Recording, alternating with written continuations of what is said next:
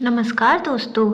आज के हमारे इस वीडियो में हम आपके लिए आंवला एकादशी की पौराणिक व्रत कथा लेकर आए हैं।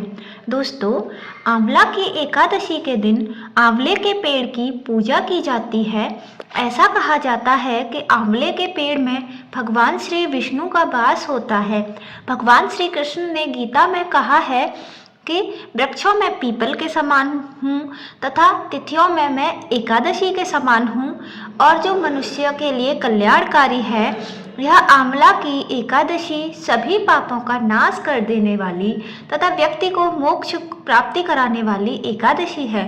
इस एकादशी की महिमा को जानते हुए धर्मराज युधिष्ठिर बोले, हे जनार्दन, आपने फाल्गुन के कृष्ण पक्ष की विजया एकादशी का सुंदर वर्णन करते हुए मुझे सुनाया था। अब आप कृपा कर फाल्गुन मास के शुक्ल पक्ष की एकादशी का क्या नाम है, इसकी क्या विधि है, कृपा कर ये सब मुझे बताइए। तब भगवान श्री कृष्ण बोले, हे राजन, फाल्गुन मास के शुक्ल पक्ष की एकादशी का नाम आंवला की एकादशी है।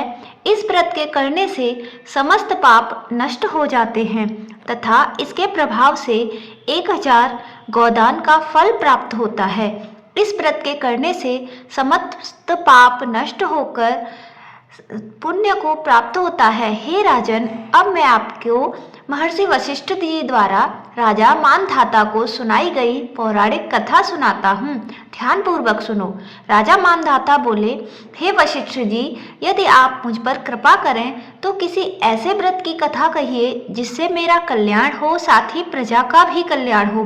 तब महर्षि वशिष्ठ बोले, हे राजन, सब व्रतों से उत्तम और अंत में मोक्ष देने वाली आंवला की एकादशी के व्रत का मैं वर्णन करता हूँ। एक वैदिक नाम का नगर था जिसमें ब्राह्मण, क्षत्रिय, वैश्य और शूद्र चारों वर्ण आनंद सहित रहते थे। उस नगर में सदैव वेद ध्वनि गूंजती रहती थी तथा पापी, दुराचारी, नास्तिक लोग उस नगर में नहीं रहते थे। उस नगर में चैत्रथ नामक चंद्रवंशी राजा राज्य करता था। वह अत्यंत विद्वान तथा धर्मी था। उस नगर में कोई भी व्यक्ति दरिद्र व कंजूस नहीं था।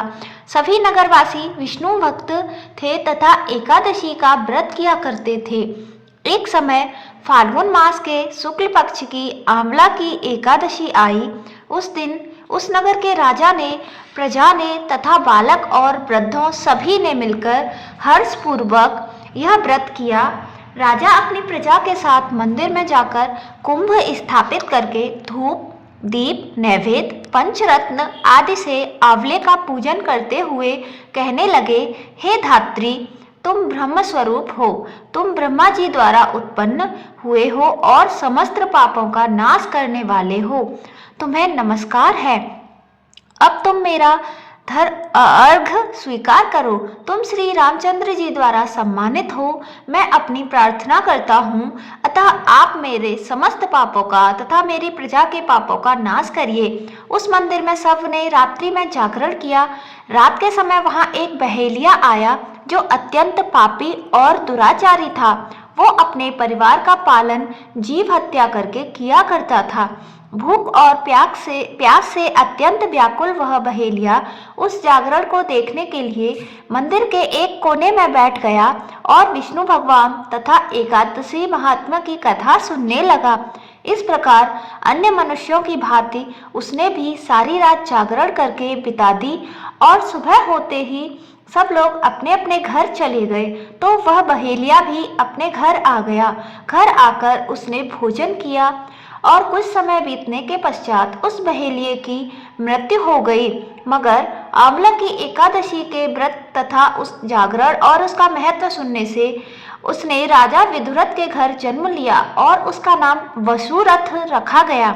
बड़ा होने पर जब वसुरथ राजा बना तो उसकी एक बहुत विशाल सेना थी जो धन धान्य से परिपूर्ण थी। वह 10,000 ग्रामों का पालन करने लगा। उसका तेज सूर्य के समान था।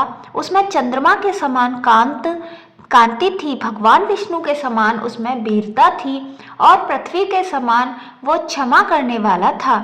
वह अत्यंत धार्मिक, सात्विक, कर्मवीर और विष्णु भक्त था। वह अपनी प्रजा को दान आदि कर रूप से पालन किया करता था। एक दिन राजा शिकार खेलने के लिए गया। देवयोग से वह मार्ग भटक गया और दिशा ज्ञान न होने के कारण वह वन में एक वृक्ष के नीचे सो गया। थोड़ी देर बाद पहाड़ी से वहां कुछ डाकू आए और राजा को अकेला देखकर उसे मारो मारो कहते हुए उसकी ओर दौड़ दौड़ पड़े। वह कहने लगे कि इस दुष्ट राजा ने हमारे माता पिता, पुत्र, पौत्र आदि अनेक संबंधियों को मारा है तथा देश से निकाल दिया है, अतः इसको अवश्य मारना चाहिए। ऐसा कहकर वह डाकू राजा को मारने दौड़े। अनेक प्रकार के अस्त्र शस्त्र उसके ऊपर फेंकने लगे। यह सब अस्त्र शस्त्र राजा के शरीर पर गिरते ही नष्ट हो जाते और उनका बार पुष्प के समान प्रतीत होता। अब उन डाकुओं के अस्त्र शस्त्र उल्टा उन्हीं पर प्रहार करने लगे, जिससे वह डाकू मूर्छित होकर गिरने लगे। उसी समय राजा के शरीर से एक दिव्य स्त्री उत्पन्न हुई। वह स्त्री अत्यंत सुंदर होते हुए भी उसकी भ्रुकुटी टेढ़ी थी। उसकी आंखों से लालान अग्नि निकल रही थी, जिससे वह दूसरे काल के समान प्रतीत होती थी। वह स्त्री डाकुओं को मारने दौड़ी और थोड़ी ही देर में सभी डाकुओं को मार दिया। जब राजा की नींद खुली तो डाकुओं को मरा देखकर वो सोचने लगा कि इन्हें किसने मारा। इस वन में मेरा हितैषी कौन हो सकता है। वह ऐसा विचार कर ही रहा था कि तभी एक आकाशवाणी हुई, हे राजन, इस संसार में विष्णु भगवान के अतिरिक्त कौन तेरी सहायता कर सकता है। इस आकाशवाणी को सुनकर राजा अपने राज्य में वापस आ गया और सुखपूर्वक राज्य करने लगा। महर्षि वशिष्ठ आगे कहते हैं, हे राजन, यह आंवला की एकादशी के व्रत का प्रभाव था। जो मनुष्य इस आंवला की एकादशी का व्रत करते हैं, कथा सुनते हैं, वह प्रत्येक कार्य में सफल होते हैं और अंत में विष्णु लोक को जाते हैं। जय श्री हरे विष्णु।